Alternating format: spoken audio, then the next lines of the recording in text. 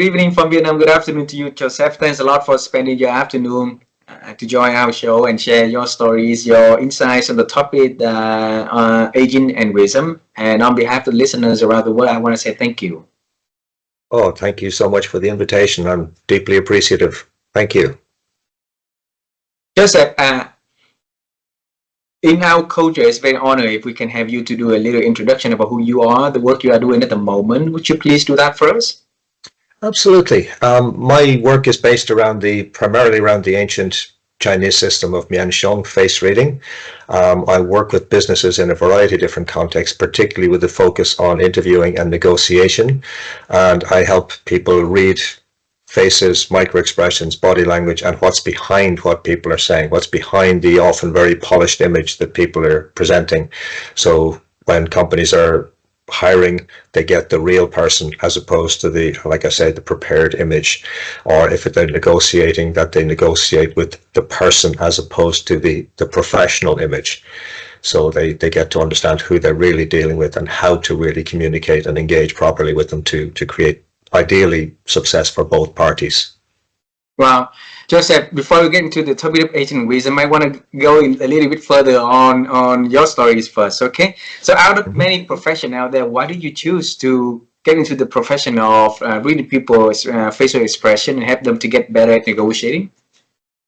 I don't know that I chose it. I've been very strongly connected with Taoism for many, many years. I think from a very early age I was reading a lot of philosophy, and I gravitated towards ancient Eastern wisdom in particular. And as a child, I could read people. I just intuitively knew a lot of information about people just without them saying anything. And many years later, when I'm Irish, I live in Dublin now, but I lived in London for many years, and I studied shiatsu, which is a branch of Oriental medicine. I was introduced to face reading as a diagnostic tool, and it just set so many light bulbs flashing for me. And I worked as a therapist for 30 years. I trained in a number of other modalities, so I was automatically having to read people. And then after 30 years, then my body said, okay, enough of this. I had to listen to my body, because my body had wisdom that my head wasn't fully tuned into, but my body had told me a lot. So I needed to move into a different way of doing things, and I knew quite a number of people in the US had been using face reading and body language in a commercial context. So I started to sort of road test it, and then developed a business from that. Wow. So what would be the advantage for us if we be able to read people's facial expressions and use it on our everyday lives? For me, it's about communication, because so often something might be clear in my mind. It doesn't mean I'm communicating it clearly to your mind. And very often what happens is people talk at each other rather than to each other. So for me, it's about helping people to communicate clearly with each other, rather than just speaking from our default position, our default setting. And what I'm seeing more and more in the world today, and it's not linked to just any particular age group, what I'm seeing is a lot more isolation in people's lives, and people relying on technology, but not able to actually communicate person to person. Wow. So one of the things, I'm seeing so much loneliness. I'm reading about so many reports of people being lonely, people on antidepressant medication, etc., and even darker scenarios than that. So for me, I feel very passionate about helping people to learn how to speak with each other, how to be present with each other, so that we open our hearts and our minds to each other and build stronger relationships again, which are not reliant on technology. And then human evolution has been for millions of years already, right? And then why are we not able to reach the facial expression of one another? People are distracted. People are not paying attention. I know there was a survey published by Microsoft back in 2012, I think it was, where I'm not sure how they did it, but they estimated that the average concentration level of humans was something like 8 seconds. which apparently was less than a goldfish. So that's kind of shocking. But increasingly, what I'm seeing is people walking around. Like I say, I live in Dublin, in Ireland. What I'm seeing increasingly is people walking around, and their head is down. They're looking at small screens. They're traveling on trains or buses. They're looking at small screens. I've even seen people in restaurants and couples in restaurants, and they're both looking at the small screen on the table rather than communicating. So people are growing increasingly distant, even in their relationships. And to me, that's quite devastating for the future of our humanity. But people are, for whatever reason, increasingly distracted and finding it difficult to actually communicate on that human level. I remember talking with somebody I know very well a few years ago. She was in a relationship with somebody from another town, and they were having difficulties in the relationship. And I asked, do you talk to each other about it? And she said, yeah, we text all the time. And texting is a perfect ground for miscommunication. Yeah. Wow. But it's what people do. It's what people do. Wow. Yeah. So if we can help people to start to read people's facial expression and start to learn how to apply it into our conversation, what baby steps should my audience take now toward that outcome that we would like to have better communications, better conversations? Yeah, well, it's actually a big part of it is paying attention. And learning to breathe, learning to relax within ourselves, and simply when we actually spend physical time with people, or even if we're on a Zoom call with a friend, and that's Zoom call, Google Meets, Team meetings, whatever app people are using, it's to simply be open and receptive, to not just to open our mind, but to open our heart. And when we learn to open the heart, when we learn to relax and not go into the conversation with expectation, we can allow the information to present to us. And rather than jumping to any conclusions about how somebody is or what's going on for them, to ask the question, but also then to use to do it in a soft tone of voice, because our tone of voice also communicates so much. And if I ask you a question and it's very that creates a tension within you. But if I ask you a question in a very soft tone, it's easier for you to just relax and openly answer the question. I noted here, Joseph, that we get into a conversation without expectation. That's wisdom right there. And then we start to get into the topic that we are targeting for today, okay? But let me first understanding what you mean by get into a conversation without expectation. Yeah, so often we have I guess a fixed agenda in our own mind. Why am I talking to whoever it might be, whether it's male, female, family member? And we have an idea. We have an idea of why we want to talk to them. We have an idea of who they are. We have an idea of how they're likely to respond, and it may not be based on any reality. That's something I'm seeing. People going in with an expectation of how they should behave, how the other person is going to respond. They so often have a whole conversation worked out in their mind before the actual conversation starts. So yeah, we are the most advanced species in all animals at the moment, right? But why are we, forming expectation that's not matching realities? Well, that's a very deep question. I don't know that I have an answer to it. I'm just seeing it time and time and time again. Any best guess?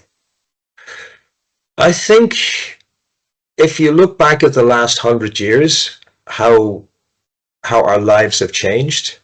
Like I'm old enough to know when we didn't have a phone in my house. We didn't have a phone, like it was well before mobile phones. We didn't have a phone. We didn't have a TV.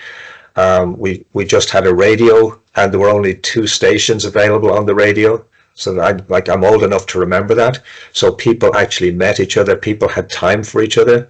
But our lives have become increasingly busy. And if you look at the last 100 years, or even just look at the last 10, 15 years, technology has, I would say, invaded our lives. It's been so beneficial in so many ways, but it's taken over so many people's lives that even when so many people are working in front of a screen all day, and then they're on their way home, they're looking at a small screen, they go home, they're looking at another screen, they're playing video games, and people have become, in so many ways, increasingly disconnected from each other, but also from something deeper within themselves. Like I don't just pay attention to faces. I pay attention to how people are. So I'm paying increasing a lot of attention to what you might call heart energy. So are people emotionally open? Are people emotionally present? And that's something that's changed dramatically over the last certainly 10, 15 years, and seems to be speeding up, if anything. Wow. And that is the whole purpose for this program to create. You know, we want to bring the advice, the insights from experts around the world to the top bit of wisdom, to help people to realize what they're good at, and what holding them off from being better. And through conversation like this, let's unveil it together, and you know, from your perspective of wisdom aging. Okay. Sure, absolutely. Yeah, one of the key, sorry, apologies, yes. Please go ahead. Sorry, I want to start it with the symbol, with the basic first, is a definition of wisdom, because we each will have a different perspective on what it is, right? So I want to pick your brain on your own definition of what wisdom is. Can you share with us? The best definition I could give you right now, and I'm sure it will change, is a willingness to be present with whatever is happening at the time. To the best of one's ability, physically, mentally, and emotionally. And why is that wisdom? Because being present in the moment is all we know for sure. We have expectation based on desires. We have expectation based on what has happened in the past, based on previous conditioning, but we tend not to know how to be actually present right now in the moment. Like we're having this conversation right now, but I could be easily distracted by all the books on the bookshelf behind you. You could be distracted by something behind me. You could be distracted by the color of my shirt that you like or don't like. There's so many ways to distract ourselves, but if we're genuinely present with each other and present to each other, then that's life. That's the essence of life. And that for me is wisdom. That's my definition for now. Beautiful, beautiful. So if I want to be practicing to be present at you and to you, all right, what should I learn to do, and what should I learn not to do to make sure that I have full, 100% at you and to you? Yeah, I don't know. I think it probably requires many years of training for any of us to be fully present. I mean, I've listened to talks from so many venerable, like Buddhist monks, for example, or people from other traditions where they've spent many, many years meditating, and they're much more capable of being present in the moment, certainly, than I am. But equally, they will recognize and they will admit they have moments when they're certainly not present, and they're certainly, if you like, thrown out of their equilibrium. So it starts with the intention. It starts with the breath. It starts with willingness to be present with whatever is going on inside oneself. So if I'm at least aware of what's really going on inside me, if I'm aware that I'm feeling happy or sad or angry or whatever it might be, if I'm aware of that, and then I'm coming into a conversation with you, I'm hopefully not allowing that to intrude on the conversation, because it's so easy for whatever is going on inside me to influence how I am with you. And that could influence my facial expression, it could influence my tone of voice, it could influence whether I'm really willing to listen, because that's another big one that people are not doing, is the listening part. And it's not just listening to the words, and it's certainly not listening to respond. It's listening to hear what the other person is not just saying, but actually feeling through what they're saying. The energy, the expression, and everything, like you say, the art energy is also right. Yeah. At what age did you realize that? I'm still realizing it. It's never. I don't know that it's ever fully integrated or fully learned, because I think as we evolve, and certainly as I evolve, I'm realizing how much I've missed. And that's not criticizing myself, it's just a recognition, and how much more there is to be receptive to, how much more there is to be open to, how much more potential love, how much more potential joy there is in life, but there is in this connection, this human to human interaction. There's what makes you feel like that? What made you feel like that, Joseph? It's just experience, recognizing that I've had certainly so many limitations through my own conditioning, how I've responded to, different experiences in my life. There are moments where I really connect with somebody to a much deeper level, and there's what I would call a purity to it. And it reminds me of the other moments when I haven't experienced that, and it heightens the desire for more of it, but not simply for me, but to share it. Beautiful, because experience, and note it down in here, is the word experience. Because I think wisdom is something related to the experience that we have, and then we do something about it, right? A lot of people have the experience, got some thought about it, and then let those experience gone forever. So they're not learning from maybe a good thing, a bad thing, the ugly thing, but then, So how can we help ourselves to really, when we have that experience, we stay curious with that a little longer to see what lesson. Does it teach curiosity. Curiosity, that's a wonderful word, curiosity. To be willing to recognize that I'm not, however I am now, I'm not fully evolved. There's always more. There's always more opening. And that willingness to open. Because so many of us carry defenses. We've had whatever experiences we've had in the past, and they've taught us, or they've caused us to close up in some way. But when we're willing to open and let down our defenses, it's a very, very powerful thing in terms of building communication. I don't tend to remember dreams, but one dream I do remember from many, many years ago has stayed with me, where I was, in the dream, I was leader of a group of people, maybe they were warriors, I guess they probably were warriors, and our enemies were coming towards us, and we were on a narrow strip of land which was like at the edge of a cliff, and they were coming towards us. There was nowhere for us to escape to. But I had all these, in Irish mythology there are a lot of magical weapons. There's our magical pieces of armor. There was a helmet, there's a sword, there's a shield, there's armor, and I had all of these with me, and I knew if I used them I could completely destroy all my enemies. But in the dream I knew that was not the thing to do. I knew I had to take off all of these things. I had to put down the sword, I had to put down the spear, I had to take off the armor, and I had to walk into my enemies and allow them to do whatever they wanted to do. And I had to do it in a spirit of love. Now I've never had that experience in daily life where people wanted to destroy me. But it was such a powerful reminder of the importance of loving connection and approaching even those who may be opposed to us, approaching them with love. And I'm not suggesting it's easy. So I'm just curious to know the end of that dream.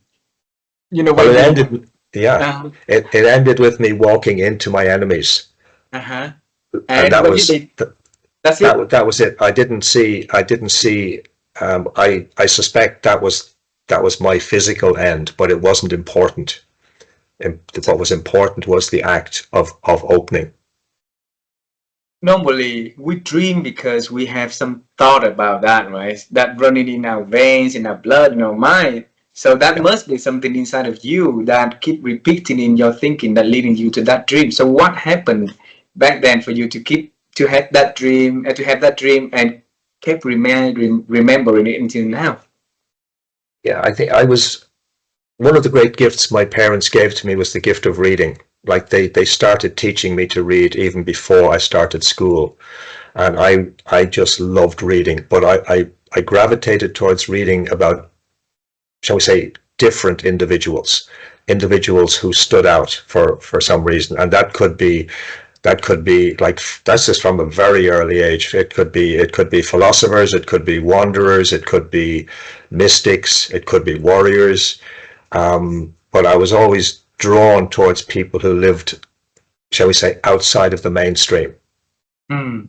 and who always had a different perspective on life to what I was experiencing in daily life. Mm. I grew up in a very conservative Irish Catholic, not just home, but environment, where it was very much monoculture. Like, there was very little difference between people. We certainly weren't monocultural. We certainly weren't multicultural by any means, unlike we are now. So I was always drawn towards looking for and exploring something different, because the world, something within me told me that the world I was living in, the society I was living in, was too narrow for me. Oh. And that's not to criticize my parents or anybody, but for me, I had a hunger for something else. So where that came from, I was probably born with it, but it was there, and it continued to develop and grow. Did it get you any trouble at young age? Oh yeah, in school, yeah, because I was not a conformist. I wasn't aggressive, or I wasn't a difficult pupil, if you like, but I do remember writing essays in school where I expressed the fact that I didn't like the world I was growing up in, or I wasn't impressed. I wasn't impressed with what I was seeing in the world around me. And I do remember at one point writing, and I was probably, I don't know, maybe I was 10 years old or something. I probably wasn't much older than that anyway. I remember writing at one point that I hadn't met an adult I respected.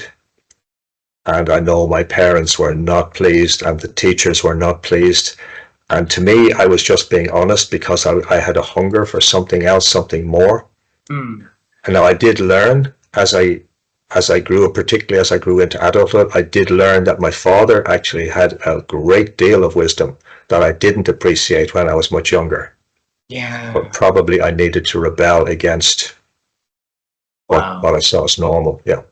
Wow. Because one of the question I'm going to ask you, and actually you mentioned it already, is the differences between generations, right? So we have a gap between, like the young generation and the elderly generations, and that gap, for some reason, like it blocking us from, sharing and acknowledging, sharing and accepting ideas and life experiences.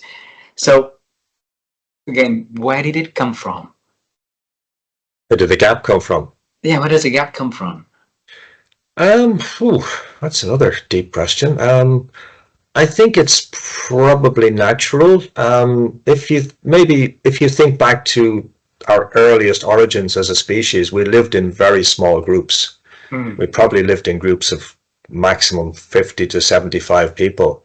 So everybody knew each other, and everybody had had some degree of relationship. There may have, I'm sure there were elements of, you know, dislike and maybe enmity within people, but people knew each other. Where as our societies have grown, as communities have grown into villages and towns and cities, people have become more distant. Like I'm living in an apartment block. I don't know any of my neighbors. I see them passing, but I don't know who they are. I don't know what they do, and that's not unusual. That's from what I'm hearing from a lot of other people. That's also very common. So I don't know that I'm probably rambling away from your question, but I don't have a you know, any kind of comprehensive answer to that one. So we don't know what we don't know, right? Yeah, absolutely. Yeah. So allow me to bring you back onto the previous one that you mentioned about the curiosity. Okay, I was carried to, you know, because of what you say, so I was carried. So I want to bring you back. Sorry about that. So when you say that, stay curious a little longer. Okay. Yeah. What could we do to help us to be accepting to stay curious a little longer? Yeah, be willing to ask questions. Be willing to ask questions. Again, that's something I'm seeing in so many people's lives. Oh, I don't think I could ask that, or shouldn't ask that, or certainly that may be a thing in Irish society. I'm not sure, but be willing to ask questions, and not as in being invasive or aggressive with the questions, but I'd love to hear more. Tell me more. That's really interesting. And when we're willing to show interest in other people's attitudes, other people's perspectives, it opens a connection between us. It opens the heart. And that's one of the key things I've learned about humans is everybody wants to feel heard. And feel, not be heard, feel heard. If we feel somebody has heard us and really listened, it creates almost like a sigh of relief. And I don't mean that we physically sigh, but something inside us relaxes and releases. But it's increasingly infrequent in so many people's lives that they actually feel heard. There's a huge gap between be heard and feel heard, right? And you're saying it's showing interest. So let's start with showing interest. Because, you know, I believe that wisdom can come in any corner of our lives. And just showing interest in one another is already, you know, be able to do that is already wisdom right there. So how can we do that? Yeah, well, one of the things that seems to happen a lot is people disagree. You express a point of view and somebody automatically says, oh, that's wrong, or you're far right, you're far left, or whatever it might be. And if we can stop that in our own mind and say, oh, really curious why you think that way, or just tell me more, I'm really curious. And even if we do it like this with our hands open, where they can see that our hands are open, I mean, that's also actually important, because when we present physically to somebody, when we meet in person, the first thing we actually notice about people is where their hands are, what their hands are doing, because that goes back into our very ancient programming to know if somebody is carrying a weapon. So even just doing that, tell me more, I'm really curious. I'd love to know more. I'd love to really understand. But again, it's the tone of voice as well, and our body language. If our body language is like, "Tell me more," yeah, that's giving a very negative message. But if our body language is relaxed as well, and the tone of voice is right, people want to feel heard. So when we do that, we can create bridges. We can create relationship with people we initially may have thought we had nothing in common with. Wow.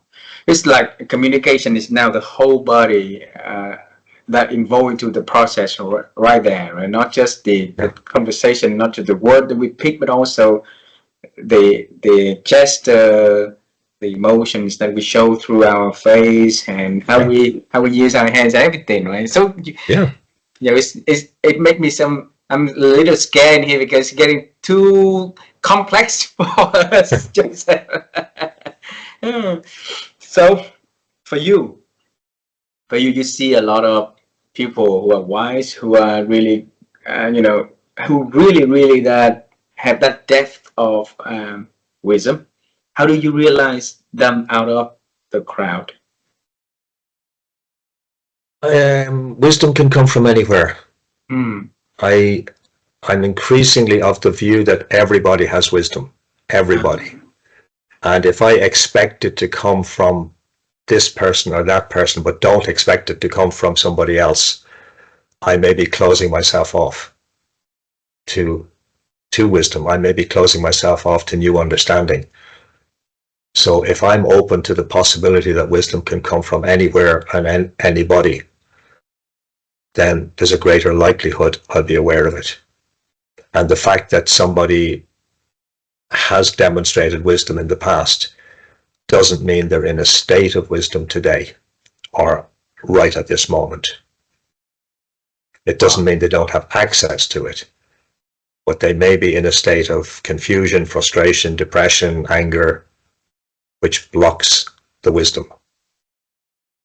So besides the busies, besides the noises out there that blocking our wisdom, there's also other factor, like you say, the emotions, everything. What else that can come and affect our ability to think and get wiser, you think? Yeah, one of the things I'm increasingly paying attention to is our food, what we eat and how we eat, because we know from the HeartMath Institute, their research, that we actually have three brains. We have a brain in our gut, we have a brain in our heart, and we have a brain up here. Well, most of us have a brain up here. I'm not always sure about some politicians, but that's a whole other subject.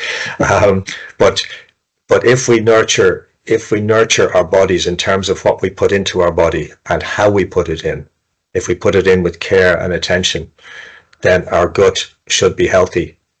And certainly in Western thinking, we talk about the gut as like the seat of intuition. Mm. So we pick up, and I know it's in many Eastern traditions as well. But if we pay attention to what we're putting into our body and how we're putting it in, then the gut allows us access to a deeper wisdom as well. Mm. Like in Japanese, this area, the lower belly is known as the hara, is the sea of intuition, or the seat of intuition, and the indication, the insinuation is that is access. That's part of a universal sea of intuition, not just a personal one. So if we're paying attention to what we're eating, how we're eating it, that creates a foundation for us to access the wisdom that's available to us, but also allows us then also to be open, or more open, to the wisdom that's available in and from and through other people. So the three brain is the gut, the heart, and our actual brain. Yeah. Share more on the heart brains, can you? Yeah, well, that's what the heart. If people want to look at heartmath.org, HEARTMATH.org, they have done a lot of research on this, and they've shown that we literally have three brains. Like there's a physical brain in the heart. There's a physical brain in the terms of the neurons in the gut, in the heart, and in the head, and they are all interrelated. But there are actually more messages going up from the gut and from the heart to the head than vice versa. But so often we're not tuned into that. We're not paying attention, and so many of us are operating from the head brain, and we're simply oblivious to the fact that there's more going on. And increasingly, that's what's happening when people are more reliant on technology. So for me, it's a case of stepping. It's not. I'm appreciative of technology. I use it. Obviously, we're using it here, but it's not allowing it to take over my life. You remind me of the very important factor is we keep looking at the big one, but we forgot about the small nails on the road that could, like damage our tires, and then our car will Yeah. stop. Right? Yeah. Yeah. So the next question is about what can we do to help us to be paying closer attention to those small details that could derail us from getting to where we want to go. Yeah. Are we allowing, for each of us, are we allowing time to do nothing? And it's important, in my view, to take time in any given day to do nothing. And I don't mean spend, 4, 6, 8 hours a day doing nothing, but take even 10 minutes at a time to just stop from doing anything and just check in. How is my body feeling? How am I feeling? Am I happy? Am I bored? Am I tired? Am I whatever? Am I content within myself? Am I feeling fresh? Am I, just how am I actually feeling physically, mentally, emotionally? And what's really important to me today? Like I know I have a set number of tasks that have to be done. But also even then, what's the attitude? What's the energy I bring to those? Am I content to do those? Am I happy to do those? Can I find a way to enjoy doing them? Or am I just doing them because they have to be done and I feel in the process? But if we take even that few minutes of allowing yourself to do nothing, just check in with our attitude and our perspective, it makes a huge difference in how we go through the day. Yes, please. Because you said that checking, and then the next phase of checking with attitude. That make it from one level to the next level right there. Because people will say, "Okay, I'm listening," but are you listening? Or are you really listening with attention to answer, or listening with the attention to understand? Right. So checking with attitude. What do you mean by that? Yeah, what's the attitude I bring? If I'm doing any given activity, because I have to do it and I feel under pressure and I feel stressed around it, I'm not necessarily going to be very productive. And if I'm working with other people, that can influence how they feel. Because our mood, if we're working with other people, our mood communicates itself. Again, going back to the HeartMath Institute, their research shows that the heart sends out an energy of, and they've measured it, that the heart sends out an energy of something like 5 meters beyond the body. So if we're working with other people and we're in a very, angry, stressed state, without us saying anything to those people, we're transmitting an energy to them. So our attitude is very important. If I'm relaxed and happy about something, whether it's doing a task on the computer or whether it's cooking or cleaning the floor, if I'm happy about it, it's just easier. It's easier. There's so much less stress involved. It usually takes less time. And I just feel better for doing it. So take time within the day just to do nothing and attentively and intently listen to ourselves, right? How we feel. Right. Yeah. Beautiful. Yeah. And earlier you said that wisdom comes. Everybody has wisdom. Put it that way. You say that exactly the word by word, right? And if we form our judgment on somebody, maybe we lose our ability to listen to the wisdom coming from that individual, right? So, but a lot of time it's very easy for us to say, "Oh, okay, this person start talking nonsense," and we go back to what we do, and we come back to where the way we think, right? How can I stop that, thought to run inside of my head, to allow myself to stay with that person, to listen and not disrupting, or not disrupting my own way of thinking about that person too? It's an ongoing challenge, and it's not to put us under pressure to be perfect with it. It's bringing the best we can to the moment. And there are moments when certainly I would feel maybe frustrated, sad, even angry. I recognize that. I'm not trying to be perfect. I just recognize that deep within, I know better than that, but I don't always get it right. And I'm patient enough and caring enough of myself to recognize that that's just part of my ongoing experience, part of my ongoing learning and unfolding. And hopefully I catch myself a little quicker each time. Wow. And say, okay, yeah, hands up, I got it wrong again. And again, it's hands up, shoulder open hands, you know.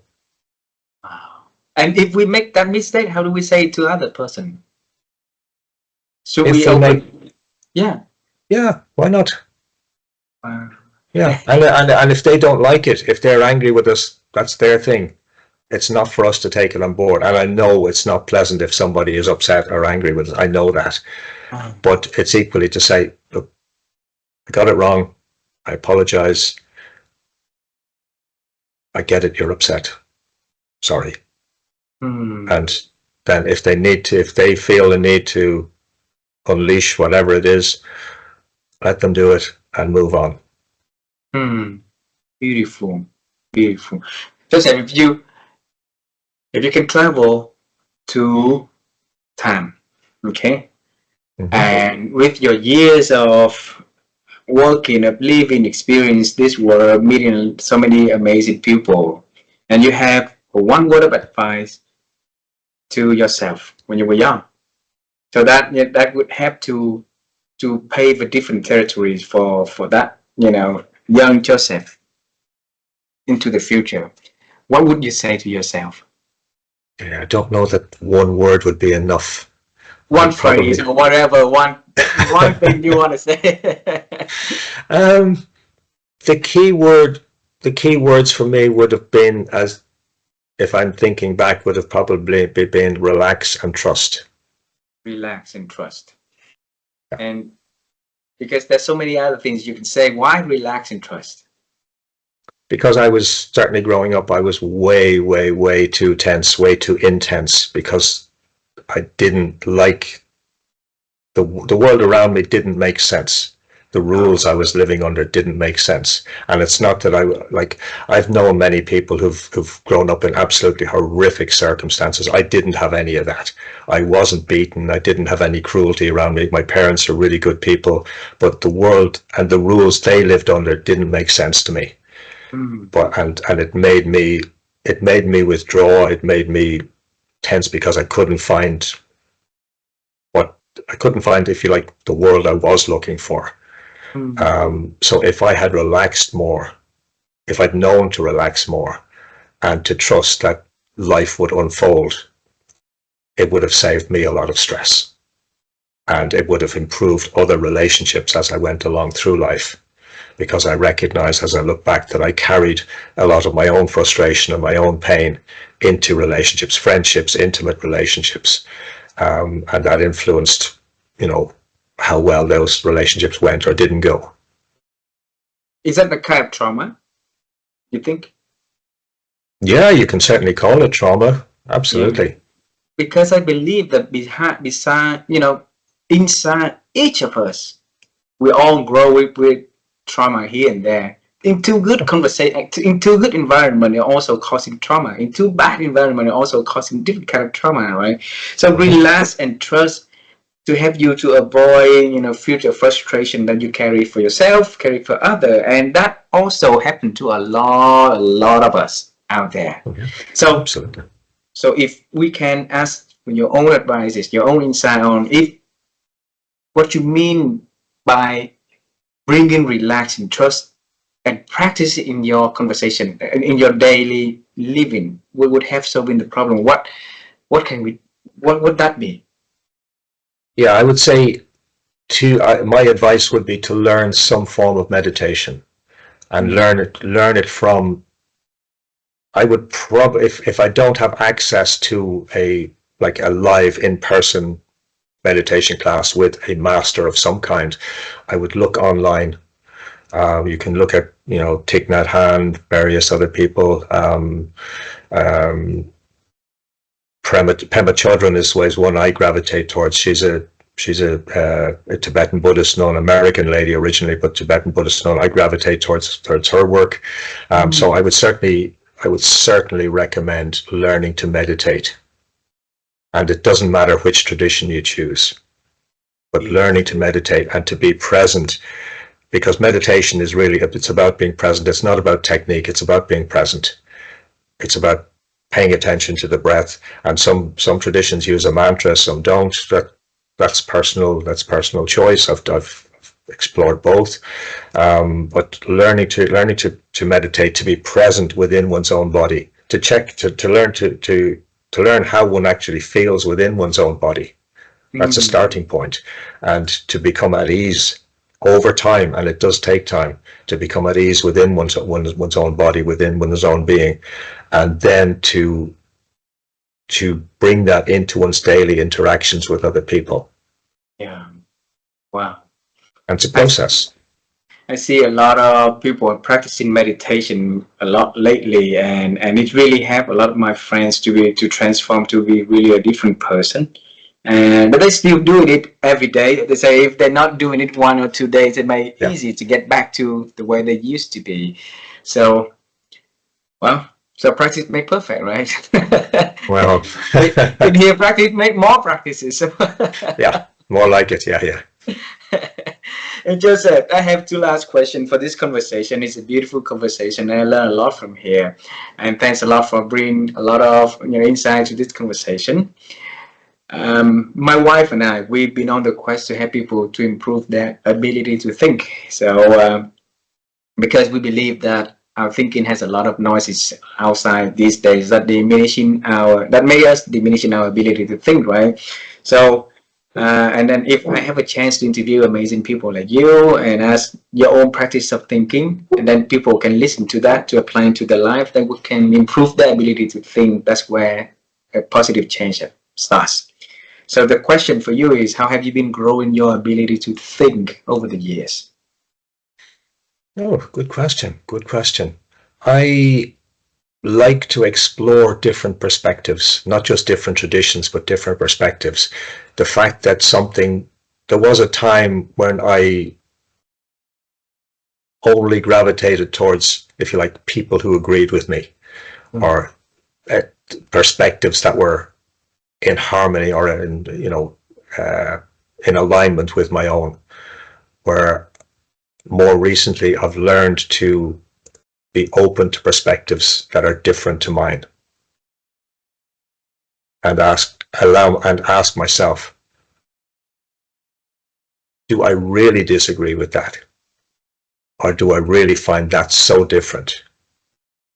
But be willing to ask myself the sort of questions I was talking about asking others earlier.